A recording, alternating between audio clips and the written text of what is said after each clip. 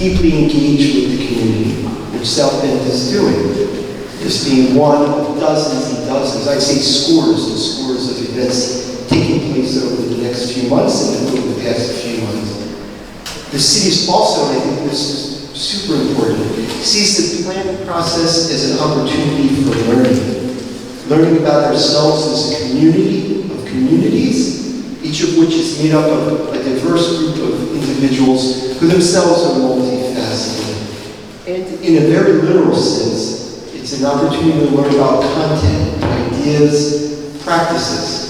That's best practices in policy, best practices in governance, organizational effectiveness, implementation and execution. That is, best practices in the practice of building a better functioning society. Tonight's session, the first in our South Bend Plan 2045 speaker series, flows from that desire to turn the planning process into a learning process about effectiveness. Or as Peter Drucker, I come from a place called the Drucker Institute, I probably should introduce myself first, I'll do that momentarily. Or as Peter Drucker would put it, how to do the right things the right way. Our guests tonight, Michael Hicks and Brian Blackford from Ball State University, know a thing or two about how to do the right things the right way in terms of economic development. Michael is the George and Francis Ball Distinguished Professor of Economics and Business Research and the Director of the Center for Business and Economic Research at Ball State University. He's joined today by his Ball State colleague, Brian Blackford, the Director of Program Development and Training for Ball State's Indiana Communities Institute. They are both here tonight as volunteers and have already engaged in a series of sessions today with a variety of stakeholders to help us to become that better functioning society and an interconnected community through best practices in economic development. We're grateful for their insight and expertise, their willingness to share those things with us, and we're grateful to Ball State and the State University system for investing back in our communities. I'm your MC for tonight. My name is Lawrence Greenspun. I'm the Director of Public Sector Strategy and Planning at the Drucker Institute, which along with our partners at Funkhauser and Associates are supporting and assisting the city in the comprehensive planning process. Again, thank you to all of you, and I'm going to turn things over now to Michael. Thank you, Lawrence. It's good to be with you all. Appreciate you. Brian and I would have spent the day talking about this today. And I'm sorry I'm on microphone because there's a city council meeting tonight, so a lot of people who wanted to come are engaged in that sort of more important process today. So what I'd like to do is just talk to you a little bit about, well, a lot about considerations for community change, and then we'll have time for Q&A at the end. And Brian is with me as a crutch because he's really an expert in how to implement some things in community economic development. I'm a researcher, so I don't necessarily know how to make the things happen. I think I know about understanding priorities. And so, just a few slides. By the way, you may want to be in, there's some surprising graphics in here. If you want to get a copy of this, you can email me. I'll have my email at the end, or you can email Lawrence and I'll zip it off to you, and you can share these anyway. We're a public university, any of our research products are publicly available. So we do a lot of work. I work at what's called the Center for Business and Economic Research. We're a research center with 3 PhDs, economists, 1 sociologist. And we do research. We find out new things that nobody knows about, primarily why do businesses and people locate where they locate, and then what are the factors that we evaluate individual factors.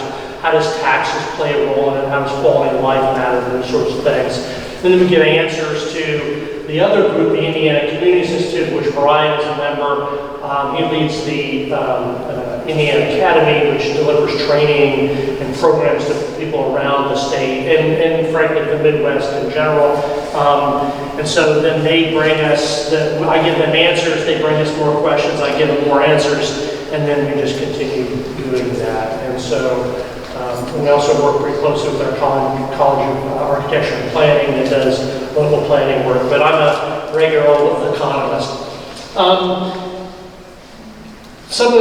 just going to go through a little bit of those things as we go along, but mostly focus on the changes that have happened in the last, anywhere from the last 18 to 24 months in economic development, why people are choosing where they live and why businesses are choosing where to locate where they are, and then those that have a longer genesis that have been changing for 50 years or 60 years. And then I'm going to talk a little bit about what things you might be able to do as a citizen or somebody who's involved in the planning process, either as an elected official, appointed official, working with a nonprofit in these areas.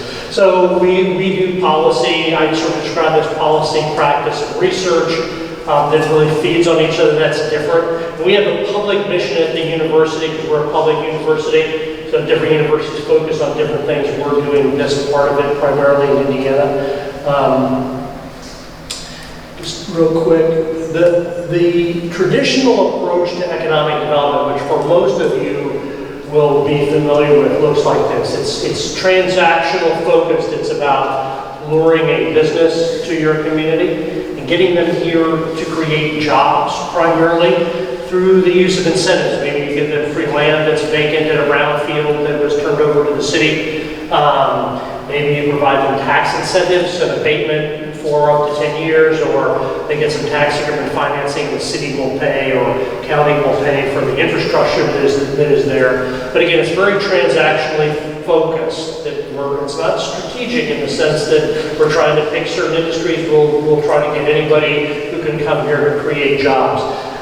That focus has been around the Midwest since the 1970s and formally in the 1980s. We wrote it into law, I think, in 1987. Now that most states have an economic developer, or most counties have an economic development apparatus that does this. And I'm going to make the argument, and underlying this is we get the jobs, people are going to come here, right? And I'm going to make the argument here that hasn't worked.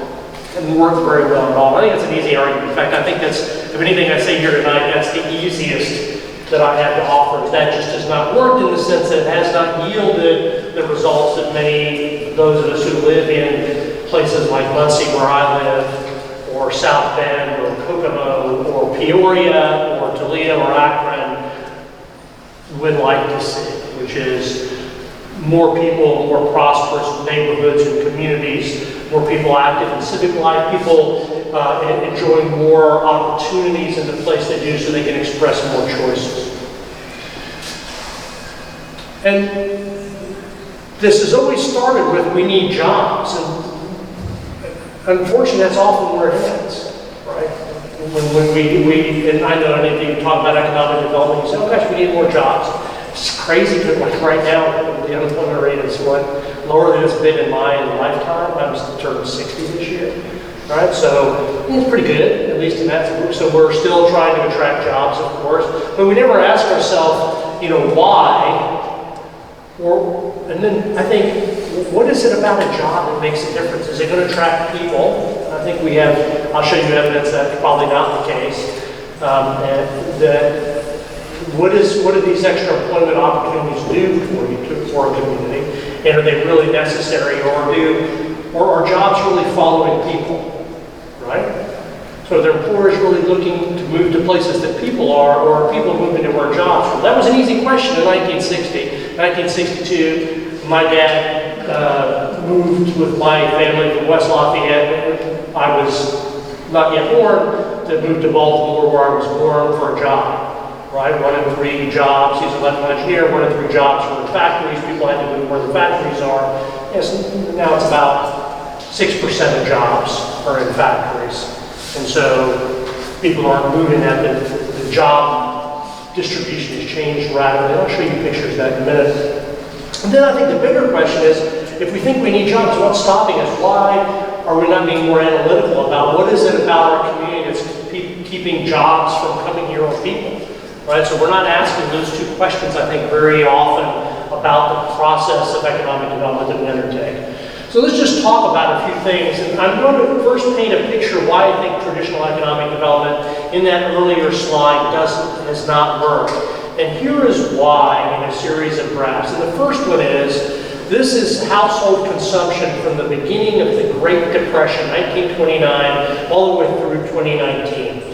And there are 3 graphics here. The dark blue on the bottom is consumer durable goods. So those are things that last 3 years, like cars, washer dryers, radio, TVs. Constant, about 10% of our income.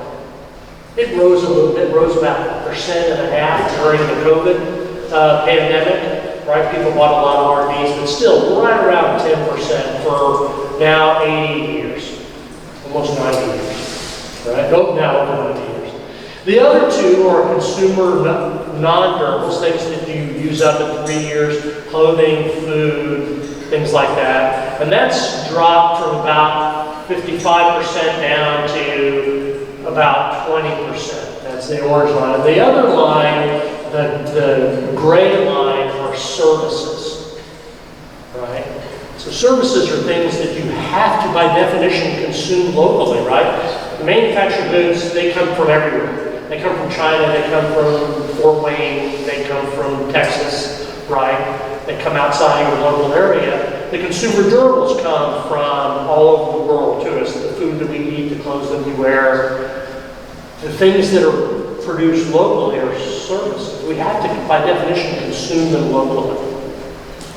Some of these are public things like public safety and education, but also private things, restaurants, services, healthcare services, and those sorts of things. This is going on everywhere in the world. It's been going on forever, right? This trend, the richer we get, the more we spend on services and the less on sort of life-sustaining things like food and clothing and housing. Right, so the trend that I'm talking about isn't some newfangled thing. It's been going on for as long as we've been gathering data about it.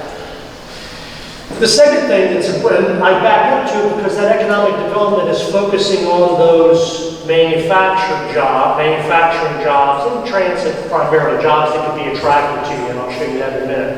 It's a long trend.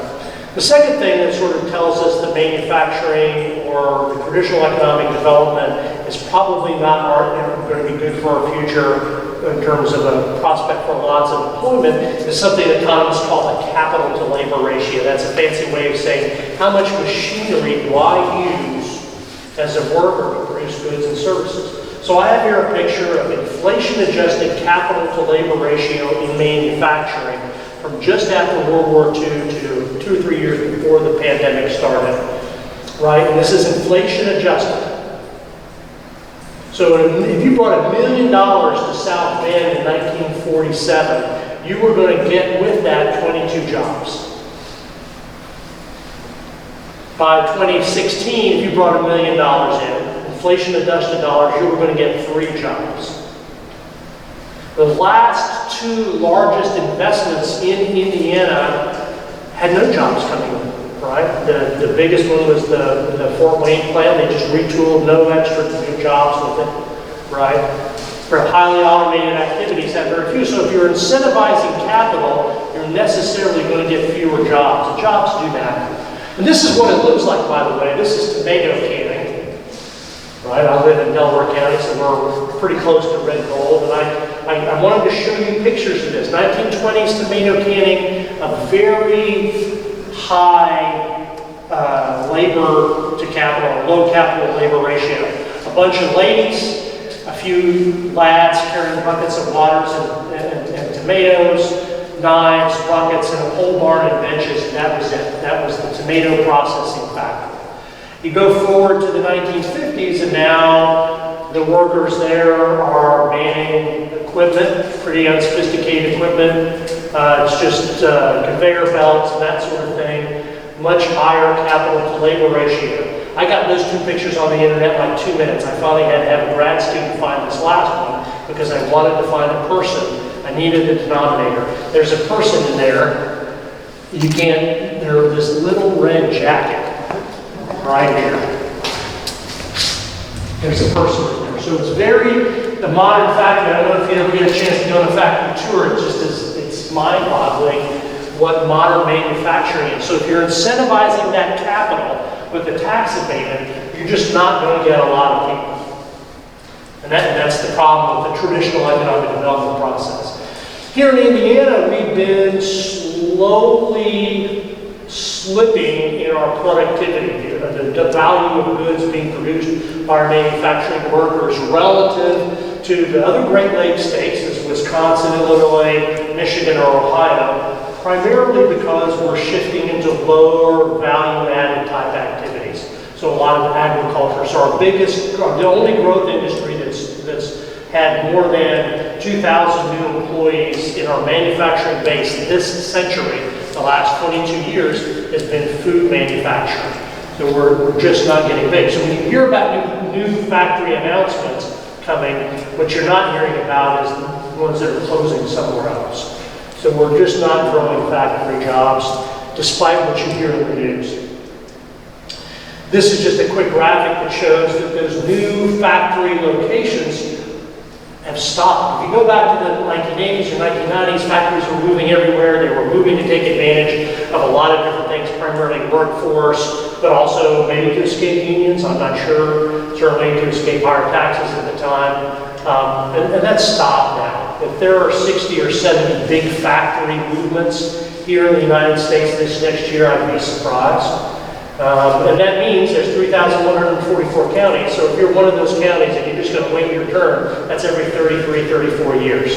So if you're waiting on that 500-person factory to stimulate your community, you have to be patient, right?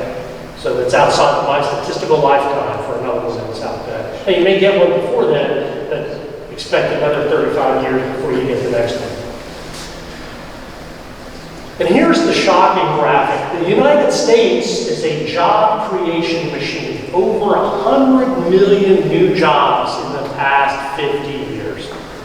And quite candidly, our available workforce of people age 18 to say 75 is only grown by about 80 million. Right? So all those extra jobs were absorbed by women moving into the labor force in the 1970s and the 1980s. So we are a job creation machine. But I'm going to split all types of jobs into two different types. One are called footloose jobs or global jobs. Those are jobs that produce something that's exported outside of the region. Those jobs can go anywhere because they're not selling very much of what they produce to local consumers. So think about a GM plant. Yeah, they're going to sell some GM cars to the workers in that GM plant, right? Maybe a part of a day's worth every few years. Right, but all the rest of their cars are going somewhere else. So they don't care where they go. They're absolutely agnostic about where they go. So they may look for low taxes and a cheap labor force, right? The other type of jobs are called non-footloose or local jobs. Those are jobs that have to serve people in that local community, right? So the footloose jobs are factories, back office financial services, software developers. The other type of jobs are jobs, school teachers, college professors, local government, people who run restaurants and bars, people who run movie theaters, who mow the lawn, right? The United States has created over 100 million of those jobs in 50 years, but we're down about 5 million on those footloose jobs. So the traditional economic development approach is to chasing that red line at the bottom. And that's okay. It's okay to chase that. If you have one of those in your communities and you get one of those, that could be great. Another 500 factory jobs could be really nice. But if you're doing things to chase those jobs that hurt your ability to attract the place that the United States is a job engine, you're really hurting. You're making a mistake. And so just to let you know that the service sector jobs, on average, pay better over a lifetime than the manufacturing jobs. So it's not a matter of that you've got a few manufacturing jobs, we need those because they're better, and all the service sector jobs are mixed service jobs that they used to be derided. That's not the case anymore. So the job creation in the United States is really coming around providing local public services and private services, doing things that local people consume. So that is the economic development dilemma, that if you're doing things to attract that small and almost insignificant number of jobs, you better not be doing it with tax dollars or land or anything else that can take away from your ability to attract the other jobs. That's our critique. This is Indiana manufacturing employment, both as a share of manufacturing and total, right? So we have fewer manufacturing. We recovered fairly well from the Great Recession. I just want you to know that as of the data that was released Thursday, since the beginning of the century, Indiana has net growth in manufacturing jobs only for workers with less than a high school diploma. So if you're a college graduate in manufacturing, you're down about 10,000 jobs. It's about 100,000 for high school graduates. So manufacturing has been especially difficult to decades here in Indiana. And that's true around most of the country. So there's the manufacturing resurgence is just not going to happen. And to let you know, the CHIPS Act that everybody's excited for right now, right, is designed to bring semiconductor battery or semiconductor manufacturing back to Indiana. That's cool. Semiconductors are a neat thing to make. Manufacturing workers and semiconductors make a lot of money, right? If we double our employment in the next 10 years in semiconductor manufacturing, that'll be about 389,000 jobs. And nobody's predicting that. I mean, people are saying maybe we get 10% more. Right? We just said we get 389 more. That's fewer jobs than the United States created in any month out of the last 12. Right? So when you hear that manufacturing is returning, it's not in employment. And by the way, does anybody know our manufacturing production year? What was our top year for manufacturing production? Employment was 79 in the U.S. Employment in Indiana was 73, probably about 65 here in the South Bend, and probably 67 in Muncie. What was our top manufacturing production year, inflation-adjusted manufacturing production? Any guesses? 2019. Close. God, that's the closest anybody's coming. I asked this question everywhere I go, so I'll jump to the chase. It was 2021. Right? So we're really good at manufacturing stuff. We just don't need many bodies to do it. Right? So manufacturing is great. Manufacturing has a lot of advantages. There's a huge tax base to it. It's increasingly clean. It's a source of innovation and technology. There's no net job growth in it. The jobs that are in it generally are going to be higher paid in places that have well-educated workforces, but Indiana has only seen that high school dropout share increase. Right, so manufacturing is good, it's just not a source of employment. It never really will be again. And that's okay. It's exactly the path that agriculture took 50 years before that. So we seem to be doing okay with that. It's just a different path. We're going to have to find something else for people to do, which we should be able to do okay. And I just want to show a couple of graphs here because we're coming back to education. So just a couple of startling facts. If you look back, the United States has data that goes back to 1992. Indiana has data that goes back to 1998 because it was phased in around the country. This is data just from the end of the Great Recession up through 2019. But I picked that period because that was the period of the longest period of employment growth in U.S. history. It's the longest expansion since the 1840s. And in that time period in the United States, 8 out of 10 net new jobs, so 8 out of 10 of all the net job growth that occurred nationally during that 9-10-year period went to people who had finished a 4-year degree or higher. Right? 20% of those jobs, all the remaining net job growth went to people who had been to college or had an associate's degree. We can't tell in the data who is who in that. And for people who had only a high school diploma or less than a high school diploma, there was no net job growth.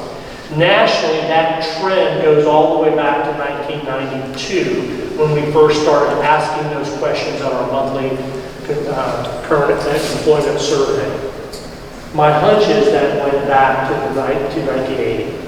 We're talking at least 30 years now, 40 years, where 80% of the job growth went to college graduates.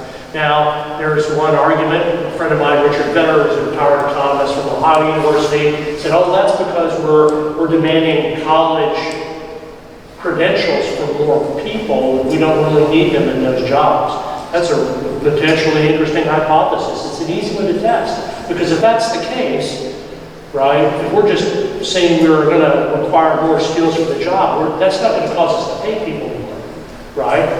It's just going to cause us to have them higher credentials. The only place where wages have been rising in a statistically significant way, are in college graduates.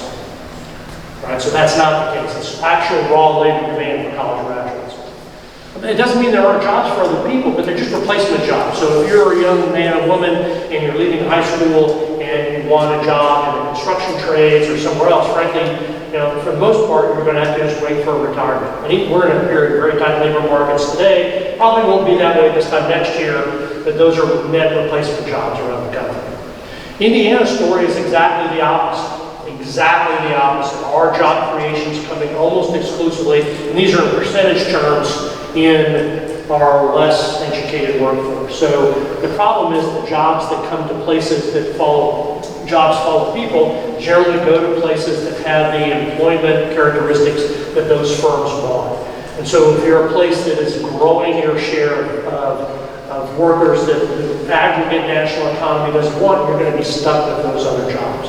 Now, some of those young men and women are Amish, right? There's bad measurement of their human capital, right? That's about 5% of that 45% growth there. So it's really, we're talking about a period of time where almost all the expansion of employment in Indiana was amongst our least educated workers.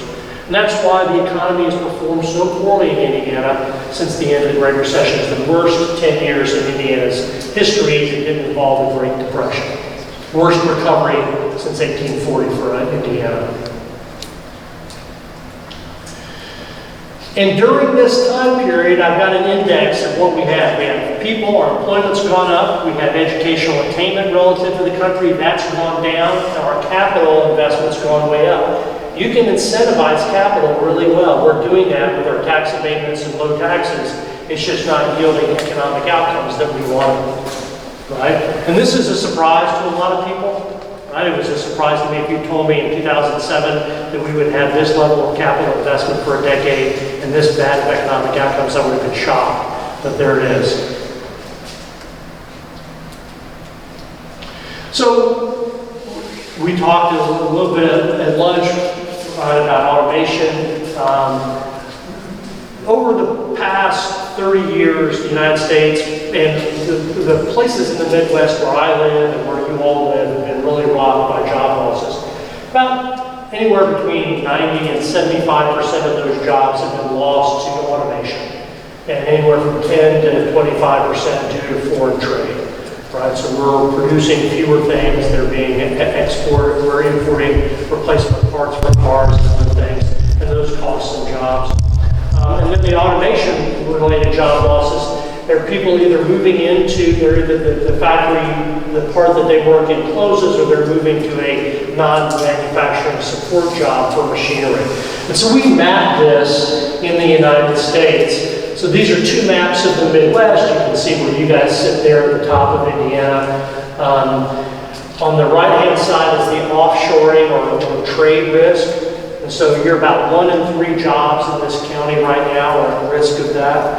And the national average is about 25 to 26% of jobs that could be outsourced at any given time. This is from a Princeton professor who modeled this in 2009. The left-hand side is the automation risk, right? These are technologies that were in use in 2012, not fancy new robotics, but stuff that were used in 2012. And notice the difference on the scale. It's in the near 60% range for this part of the country. So Indiana is the most automation at risk. This is from my study in 2017. Brookings Institution did an almost identical study 2 years later, same map. They used a little bit different definition of automation at risk, but the colors would all be the same in this map. And the point here is not to be afraid of automation, but the point of automation in trade is that the people who all of our jobs are going to be automated to some degree. All of my students know that, so I'm teaching undergraduates and graduates. They all know that big chunks of what they're going to do is going to be automated. But they're preparing for that, so they're learning the software, they're trying to figure these things out. My job is unlike what my instructors had in 1980 when I showed up. There were no desktop computers for economics professors. High tech was a whiteboard, right? We had Unix computers and we coded on fancy computer punch cards and things like that. But if you're really highly educated, those technologies tend to complement the work that you do and the tasks that you do. So they're labor saving, but they make you more productive. If you are low skilled, technology tends to be labor saving, right? And so it tends to replace or substitute your skills. So a way to insulate yourself, either as an individual or a community, from automation is to have more people who can complement the technology, not be replaced by it. It's a ticking time bomb. We don't know when it's going to happen. It didn't happen very heavily in that last decade, in part because there was so much abundant labor around the United States. But the number one thing that predicts automation is tight labor markets, right? So if the unemployment rate dips down to 2.5%, there's an awful lot of pressure to do that. I have a friend who runs a manufacturing firm. He's got offices in China and in Muncie, and he tells me that every quarter they redo their automation analysis. And they're paying their people before COVID, about $16, $17 an hour. He said when it gets to $22 an hour, we're automating it. And he said it's getting cheaper by about 50 cents to $1 a year, and people are getting more costly by about $1 a year. So I think about 2026 we're going to automate. So we'll see how that works out, but there are certainly still risks here despite how it happened. And again, what happens when you automate is that if the automation complements you, your task gets better, you're in higher demand, you get paid better. If it's a substitute for things that you do, then you're probably going to have to do something different.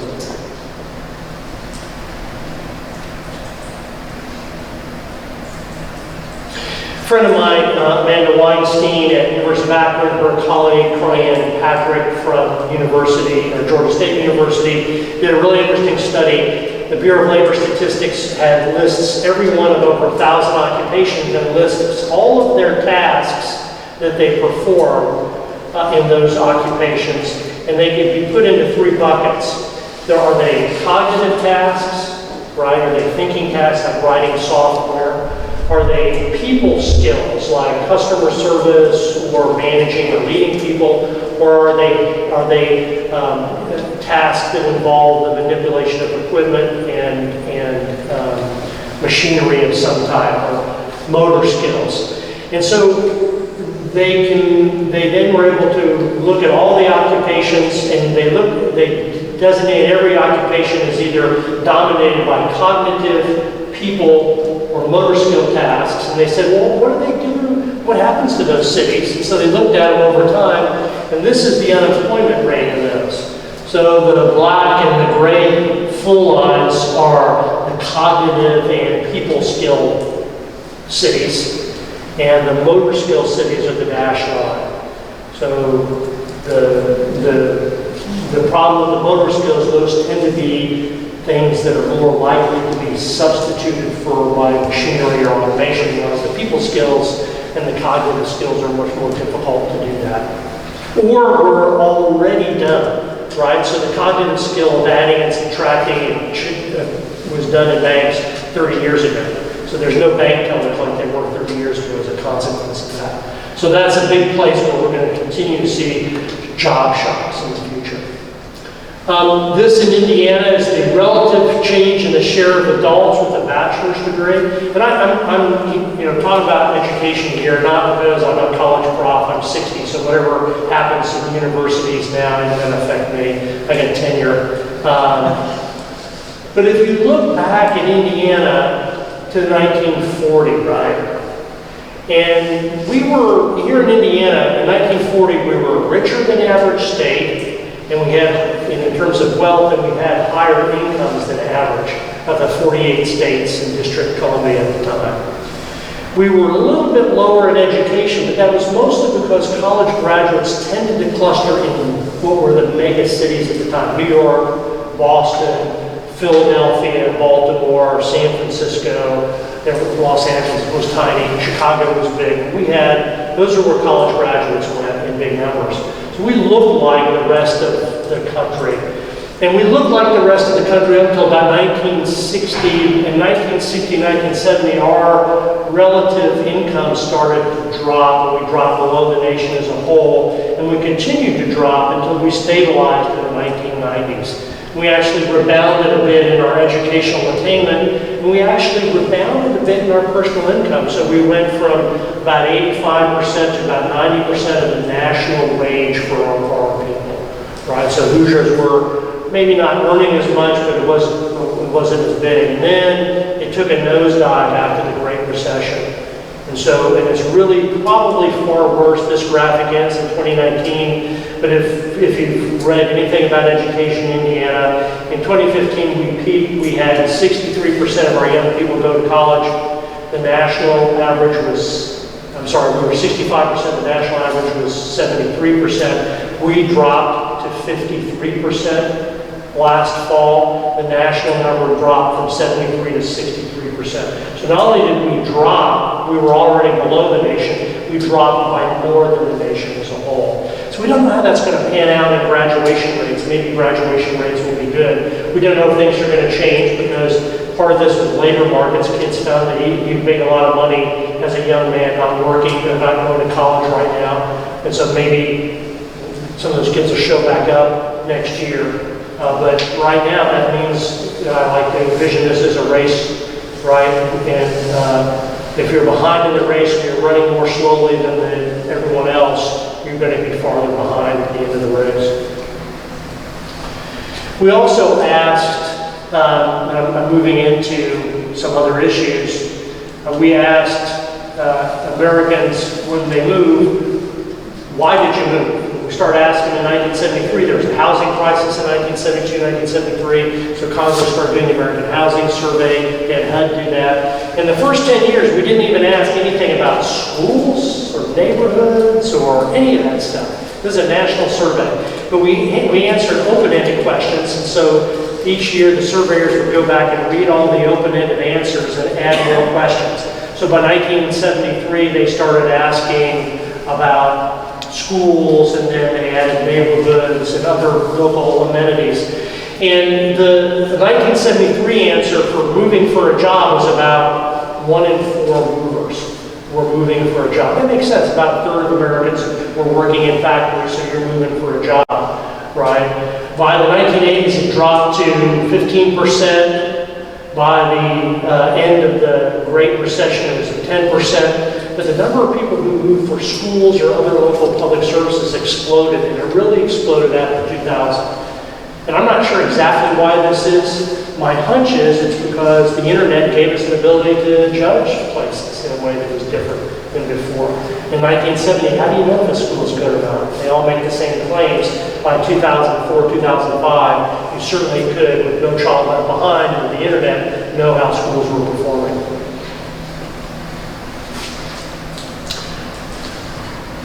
We also have done surveys here.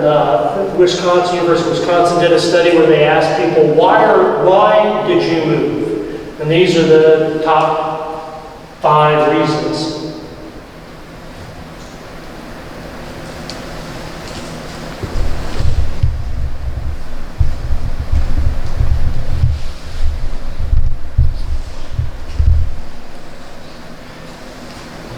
So you'll hear all of these again. But one of them you won't hear, 4 of the 5 of these again, because I'm an economist. I don't know how to measure a small town sense of community. We'll talk a little bit about it. The other things I'm pretty sure I can measure somehow. Right? That's a University of Wisconsin study. This is from the Knight Foundation. They also did, I think, 60,000 people, a huge survey of people about what they liked about it. Place attachment, liking a place, loving a place is important in sustaining, keeping people in your neighborhood, because we're going to go back to what modern economic development needs to be, which is about people, not capital. Strong place attachment actually correlates. When they asked 60,000 people, they looked at the city level, they found higher GDP, people are more attached to these places. It's not necessarily a causal study, but it's also awfully interesting. And then place attachment, they said people are less likely to leave. Right, so places that are for some reason doing something differently. And what connects people to a place? Well, the research says social offerings, doing stuff, right?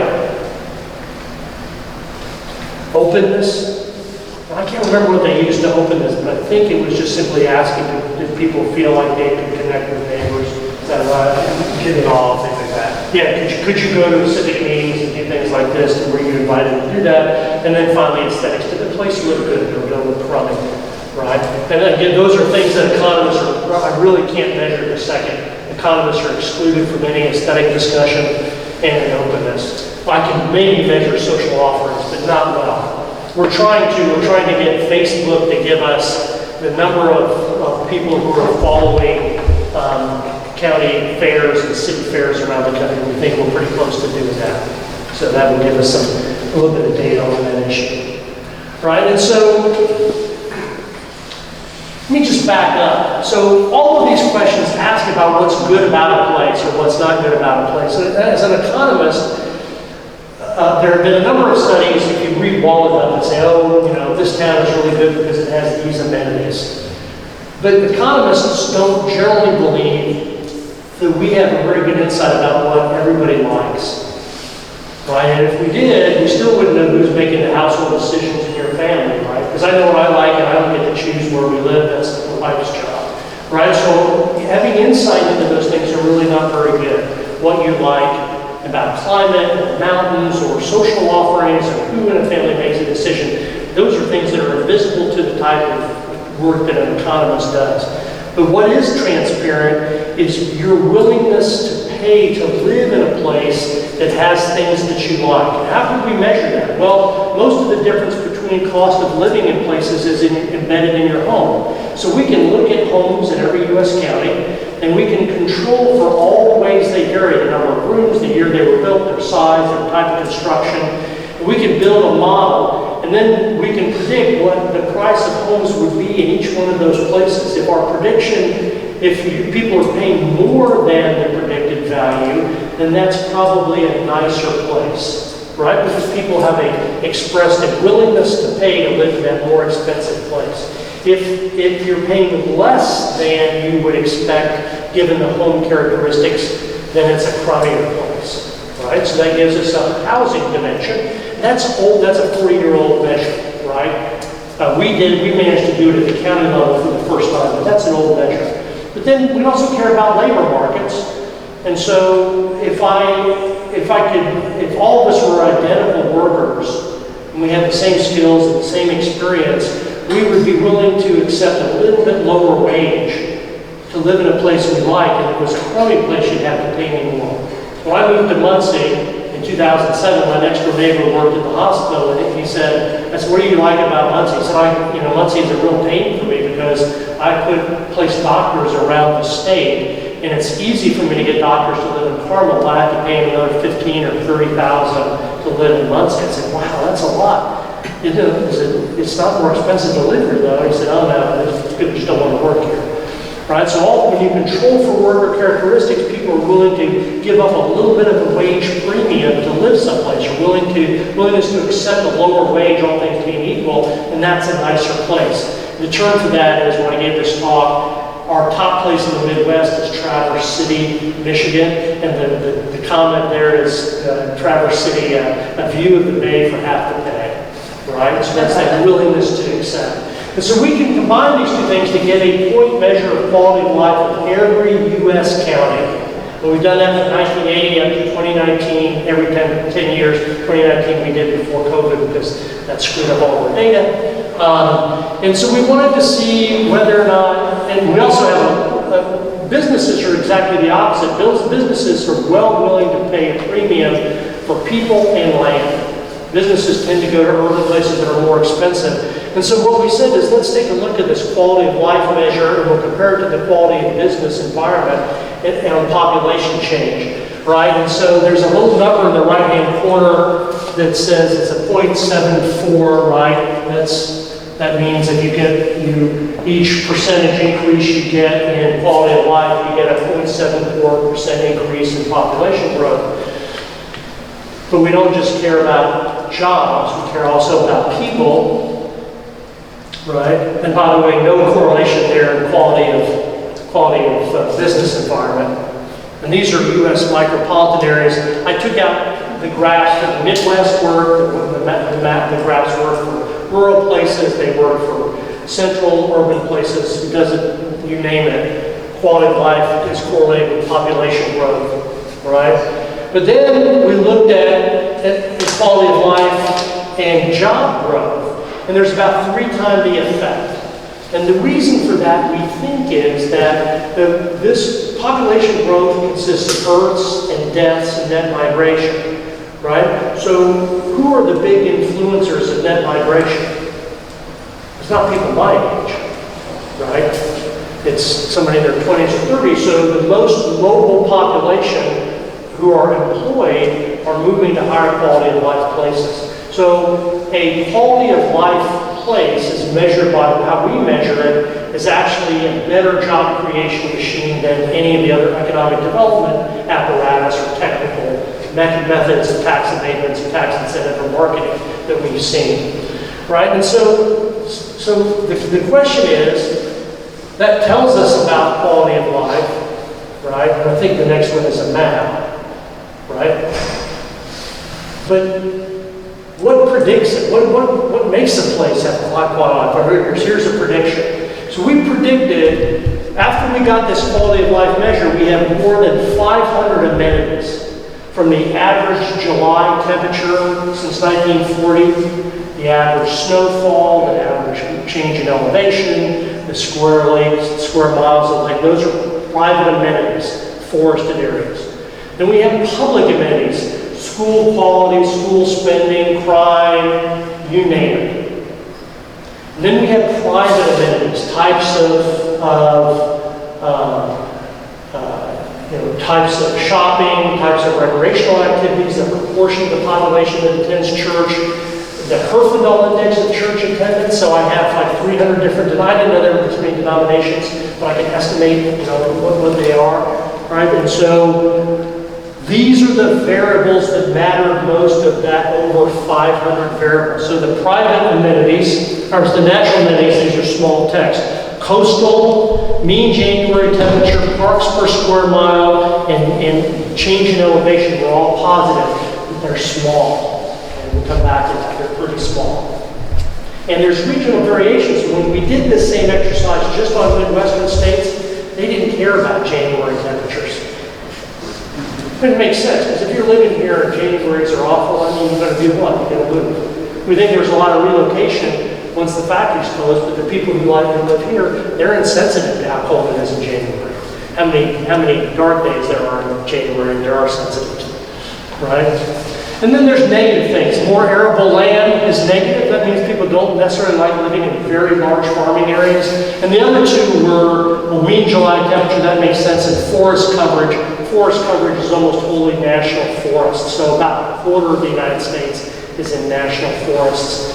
And those places don't really have a lot of other amenities. People don't like to live there. They like to visit them, they just don't like to live there. All of those values were small. I didn't put the numbers in there. They were small. And it's important to remember they're small. That's a good thing because you can't fix that. Right? Maybe you could wait for global warming to get coastal, or you could build a mountain, but you can't fix those things.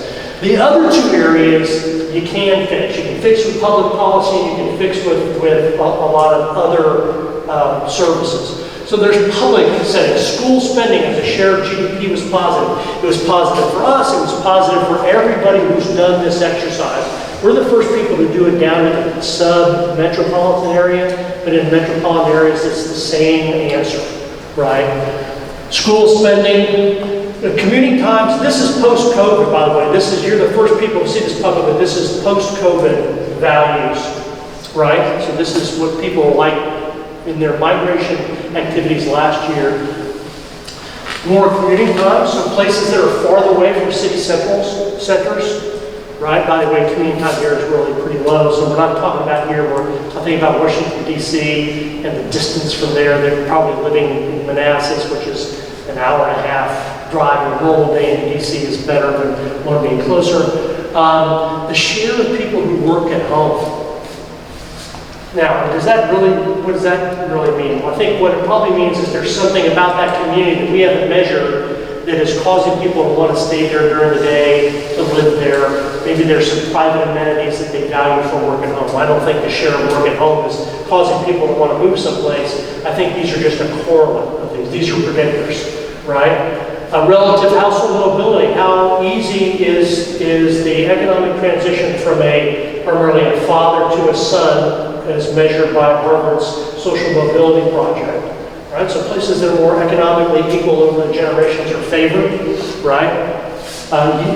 Unhealthy places, the years of potential life lost to disease, which are measured by the Centers for Disease Control, are negative. Road miles are negative. The closer you are to a metropolitan area, the better, so that's competing with the commuting time. Physically unhealthy days, these are self-reported days at the county level for physically unhealthy, that's negative. So what's that probably capturing? Like bad air quality, probably, something like that. Right? So people don't like to live in places that have those, and we have lots of other studies that suggest living in places with bad air quality are negative. Here's just an example of that being manifested in the epidemiological data. And then inequality, economic inequality is negative. People like to live in places that are more equal, right? And then the private amenities. So those are all government things, or sort of government things. Those are things that local or state government can maybe affect. Some a lot, maybe some not so much, right? I'm not sure distance to metro area is something you can really influence an awful lot, but it's worth knowing if you're in that area. But also private sector stuff really matters, right? I'm an economist, so we like private sector stuff. So the type and the formation of business matters. So, home furnishing places, fitness facilities, food stores, personal care services, eating and drinking places, the diversity of religious activity here. I don't have it on there, but just below that is also the share of people who belong to churches is modestly positive, right? So what's that probably measuring? Is it measuring what people do or don't do on a Friday or Saturday or Sunday? No. What it probably is measuring is the degree of social connectedness in that community. That's my hypothesis. We're actually a sociologist who knows more about that stuff because once my knowledge ends, I hand it off to somebody smarter than me. And then there's things that are negative. Urgent care facilities are negative. Arts and culture places, ironically, are negative. Right? And we think that that's probably just a statistical error in counting these things. When we first did a count of churches, it was negative. People didn't like a lot of churches. Well, it turns out that places that were settled before the automobile, like Muncie, like I'm a Methodist, I go to a Methodist church in Muncie, you cannot throw a dead cat in Muncie without hitting a nearly vacant Methodist church, right? And so there are a lot of churches and places that people that moved out of. If you go to Fisher's, there's a couple of behemoth ones, right? So that's a statistical artifact. We think just the count measures of these art places are good, so we're not good, so we're working to refine those. But it does generally give us the sense that things like having diversity and options in restaurants, in private services, in fitness places, things like that are more amenable to quality of life. And government handles that. If you want to start, it's Tuesday, if I wanted to start a business, there's a weekend coming up in Muncie. If I wanted to start a food truck, I could probably get everything in order except the food handler's license by Saturday to run a food truck in Muncie. Because this is Indiana, I can start a business on my phone on the way home. That takes about 9 months in California. And anecdotally, that's why people are leaving California. It's not the high taxes. I can't start a business. I can't start my own business to do the things I would want to do if I were an entrepreneur.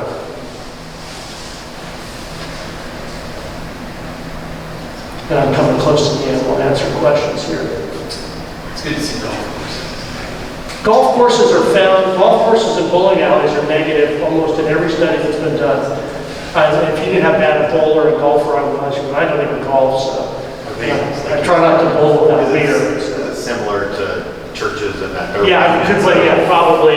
Those are big legacy places. When I lived north of Detroit in the really blue-collar suburbs, it's like, again, you couldn't throw a dead cat up in the bowling alley. Yeah, there's bowling alleys all over Muncie, so it's not it's funny because probably the most important work on the social connectedness communities is called Bowling 11, right? So we're Robert Clement.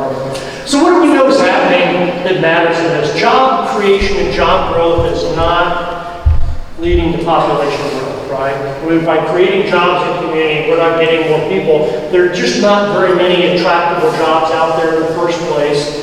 So the strategy that we're mostly using for economic development, I'm talking about at the state level and in general, because I don't think it's, South Bend's different in many ways. And there are many communities that are no longer doing this. This is a big divergence from 10 years ago.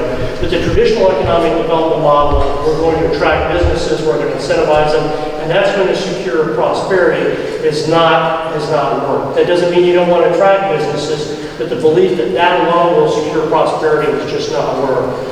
Capital investment, it's a good thing, but it's just not generating job growth.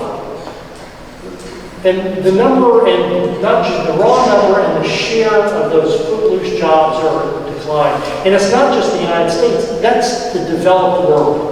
The poorer you are, the more people need to spend time making food and clothing. There's a lot of jobs in those areas. The richer you are, the more you move to services. It's not a fad, right? We're not going to get U.S. manufacturing back. If we double our microcomputer production, it's not going to come with twice as many jobs.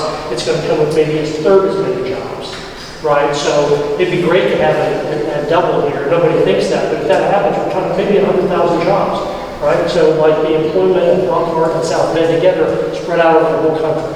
So when you hear the rhetoric of job creation around these things, it just is not going to materialize.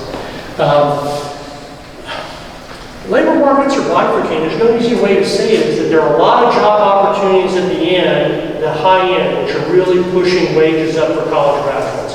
There's almost limitless demand for employment of highly educated workers, and there are almost unlimited number of jobs at the low end share, right? And it's the middle jobs that we're really missing in lots of ways. And the way to fix that is to get more people to move into higher educated categories that would reduce some of the wages there because they would be oversupplied, and then move more people from the bottom to the middle jobs, right? So that's really not what public policy is pushing at. People are just, it's important to say, migration is being heavily, almost exclusively driven by moving to amenities.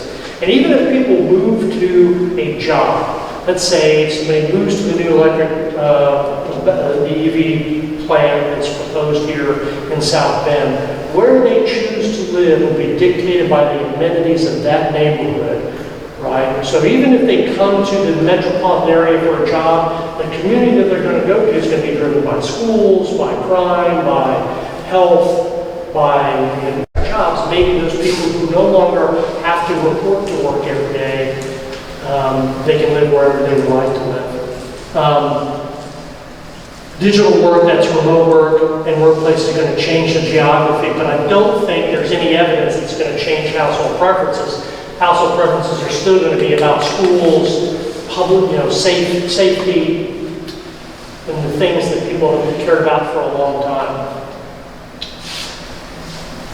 And what all of that means is that in the new economic development world, the incentives, the transactional approach is going to take a back seat to doing things that cause there to be strong cities, strong neighborhoods within cities, and they're part of the problem with implementing these is they're harder to get your arms around. It's really easy to get a spreadsheet and put a tax incentive on it and say this is how much will cause a factory to come here, right? It's a lot harder to say what are the things that people like in the community that they're going to move to that would cause them to move here.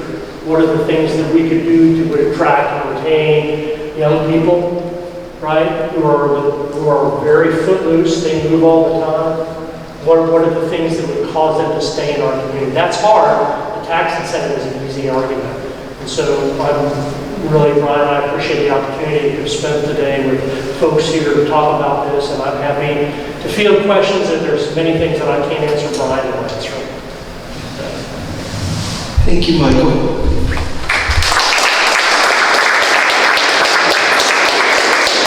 Because we heard from people, especially directly in the council, that there are people who want to be here tonight. There's a council meeting. If you'd like to ask a question, I'll ask you to use the microphone. So, any questions for Michael and Brian?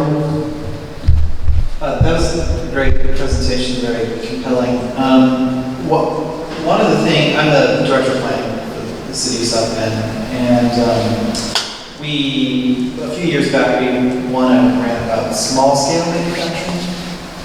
And is there sort of a difference between, again, like this chasing or trying to attract like the large scale things versus that type of manufacturing where somebody might be making something in the back, selling that up front? And is there any sort of things that come out of the data that you've been researching that suggest that, you know, like that manufacturing decline is happening, but is this sort of middle manufacturing or the small scale manufacturing a way to create vibrant communities that sort of hit those other drivers of where people want to live? Yeah, great question. So we're not against manufacturing. We're not against necessarily incentives, just being thoughtful about their application. Small scale manufacturing, think about the makers movement, and Brian can jump in at any point.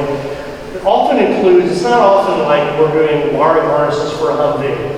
It's often, you know, boutique manufacturing. It could be microcomputer chips, it could be artistic activities, it could be something else. So those oftentimes would be an attractive feature in and of themselves for a location. So I mean, we're happy with manufacturing. We think it's a good thing, as long as you're not incentivizing, you're not pulling resources away from the other things that matter. So the makers movement, that's part of it. Part of it's also educational, that it exposes younger people to other options they want to have. I don't think there's a lot of data about really small-scale manufacturing firms, in part because I think the reporting, self-reporting about manufacturing may not be really clear. We do know the average size of factories has gone from behemoth, you know, the 4,000 people at River Rouge plant in 1955. A typical factory is like 80 people, right? And they're producing much more per capita basis. So I think those are very viable enterprises in communities. So they do things that are, you know, when we're a smaller, rebuilding a town that has a lot of legacy buildings, you need manufacturing that's going to just do the things specifically to fit into that community. So I don't think there's a problem with that. And I also think with the explosion of like printed manufacturing and things like that, we may see more of those sorts of things happening in the future. But there's no evidence that those are either a problem or generally better than some other equally, four-person employment activity or activity. Does that answer it? But we'll look at makerspaces down the road. We did do a study of makerspaces several years ago, but there were only 4 of them in Indiana, and they hadn't had an economic impact yet. But now there's a lot more of those sorts of things that they do.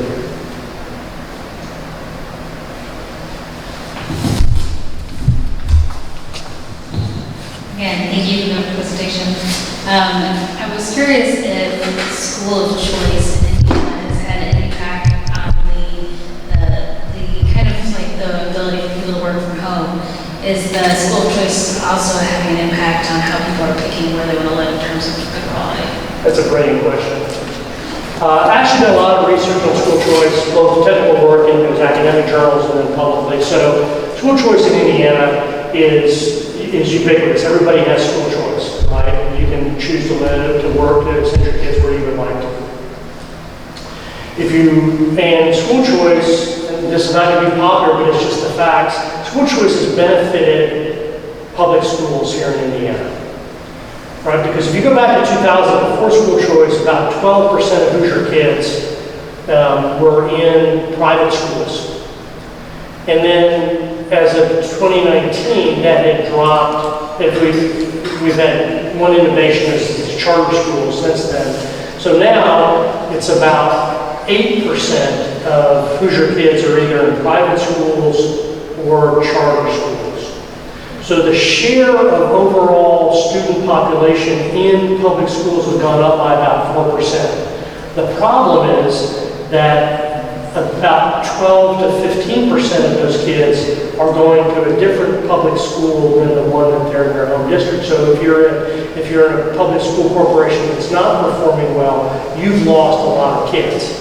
If you're in a place that's performing well adjacent to one that's performing poorly, you probably have a surplus. And so there are disadvantages and advantages of that. So one of the advantages, it's saved money because it's cheaper to educate kids through a voucher or some other piece. I think we saved about $80 million out of doing that. That's my estimate. So the school budget's about $16 billion over a 2-year biennium, $12 billion over a 2-year biennium. So it's a tiny little dollar savings. Over the same time, 2010 to 2019, the share of GDP that we were spending on K-12 education in Indiana dropped by about $1.6 billion, right? So we overestimated cost savings to school choice by about 100-fold, right? And so 200-fold. So that, I think, is a cost. And one of the advantages of school choice is that if you're in a community, if you go to Muncie schools were taken over by the state, they were given to my employer, who really just appointed a board, right? Because the existing board wouldn't do the adjustments to the physical plant that they needed to do, and so they were about to be in bond default. And so the new board that made the tough decisions, and the schools are doing just fine. Without school choice, you would almost have never sold a home in Muncie. Right, because parents who were moving there were loath to take the risk that the school was going to completely fall apart. It had seen huge exodus. They were losing 600 or 700 students out of a 7,000 to 8,000 student enrollment, so 6-7% per year for about a decade before there was some intervention. So that devastated the city of Muncie. Now that the school choice has existed, families can now still live in that school corporation. It has a big housing stock. Muncie has a lot, like South Bend has a lot of really delightful warm homes, and send their kids somewhere else. Ironically, school enrollment's now increasing because the school's improved enough that people who moved there knowing they had school choice options and decided to pick Muncie. So they ultimately school choice, which is going to go national. Right. I would encourage anybody who's opposed school choice to give that up. It's a national movement right now, in part because of the pandemic. But it gives people a lot more flexibility and options. So people are thinking about Indiana for remote work, school choice is an option. It'll let you move into a place, and if you're not satisfied with that school, you can find some other options. And I think that's an important feature. As devastating as it's been to some school corporations, it has been really important to families.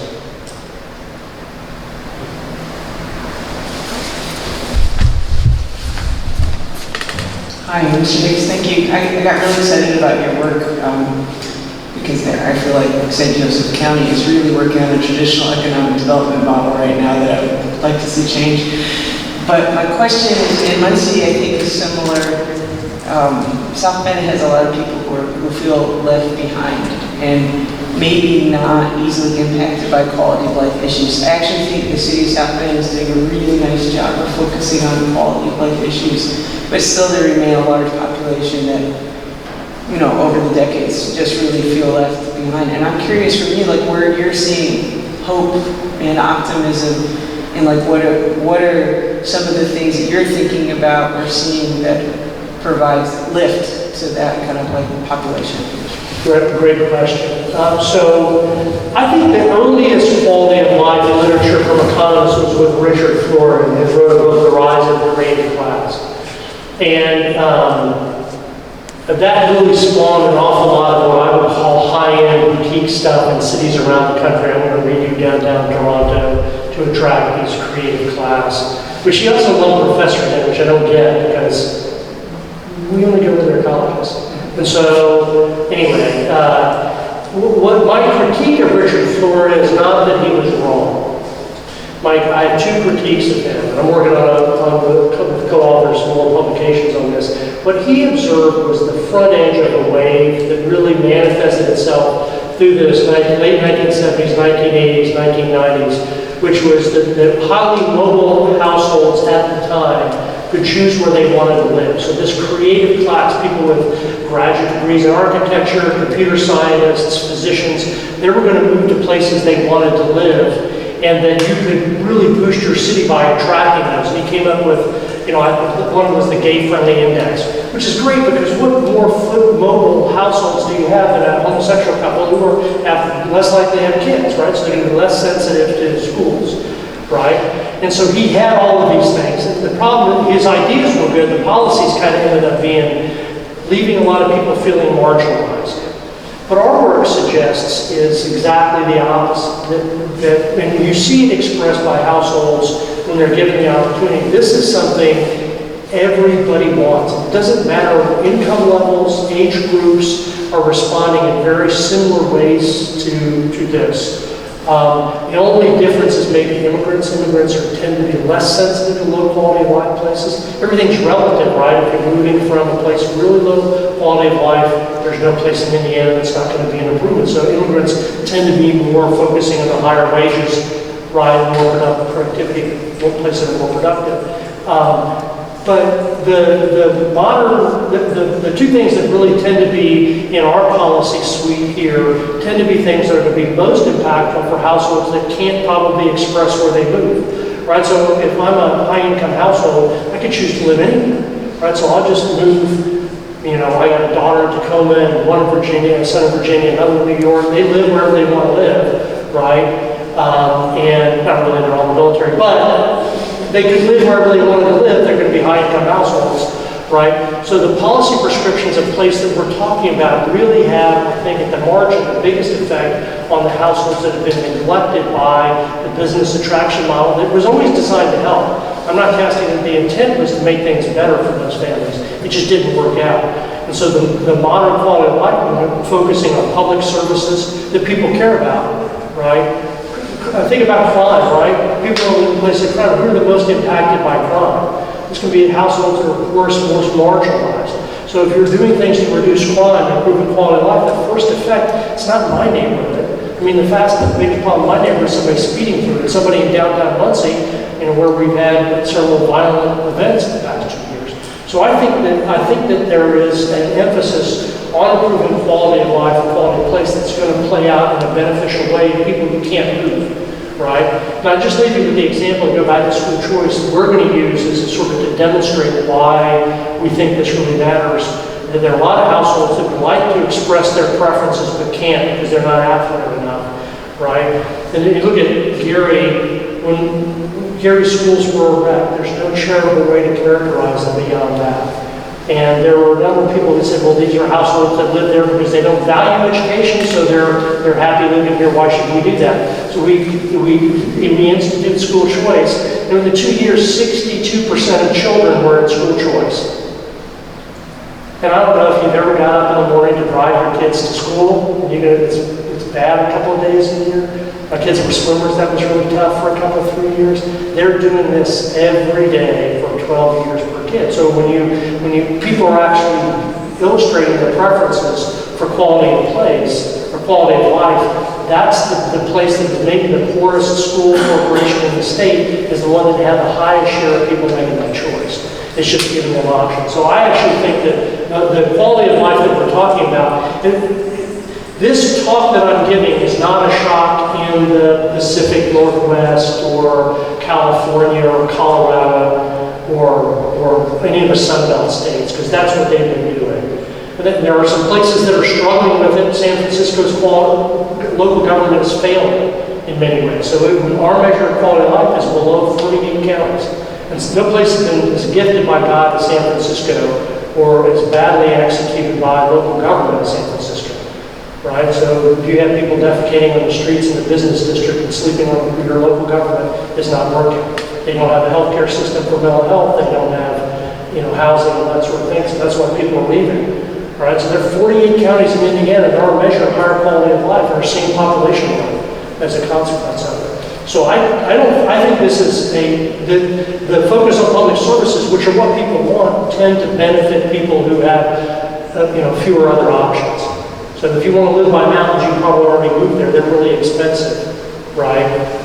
But the things that people care more about tend to be the things that are in the hands of government officials and the private sector as well, right? Which I think there's a government role in not over-regulating and making it easier to live anymore. So that's a long, circuitous way to say, I think what we're proposing will have the biggest impact on the households that today have the least choice about where they live. Because if you really have a lot of choice about where you live, you just go.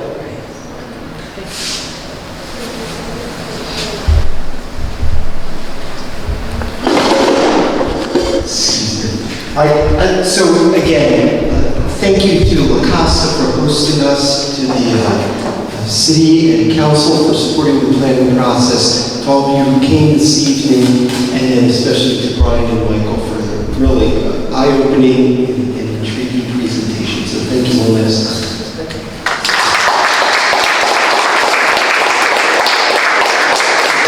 This is the first in the series, of the speaker series we'll be hosting. Next one will be October 27th. It'll focus on housing, and you can look for information coming out about that. Thank you, everybody. Have a safe trip home.